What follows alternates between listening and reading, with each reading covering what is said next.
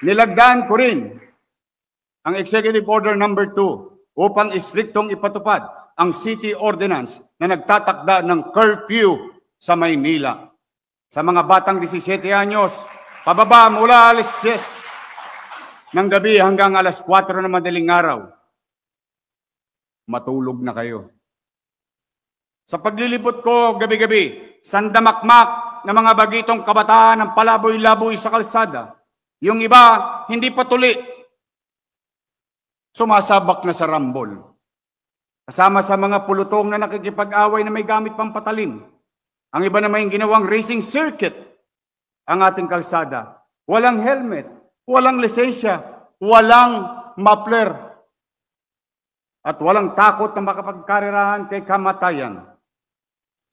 Nakakadistorbo po kayo sa mga pagod na natutulog sa maghapong trabaho nila.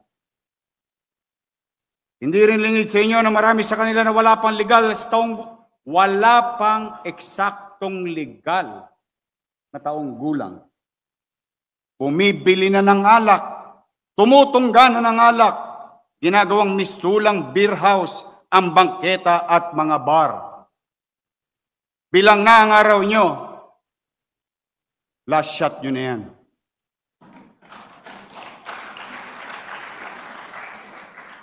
On a serious note, when these feral kids go wild, they cause mayhem, public disturbance, and danger to themselves. And the worrisome for the parents. For this purpose, I have directed the Manila Police District to establish checkpoints in all ingress and egress of the city of Manila, which you have seen already through the leadership of General Gomez. Andiyan po siya. Guzman. Sorry. Ayan po ang ating district director.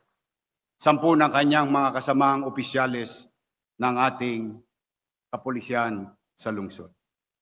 And I have directed the Manila Department of Social Welfare to establish a ready force unit to collaborate with MPD in the strict implementation of curfew hours for the city of Manila.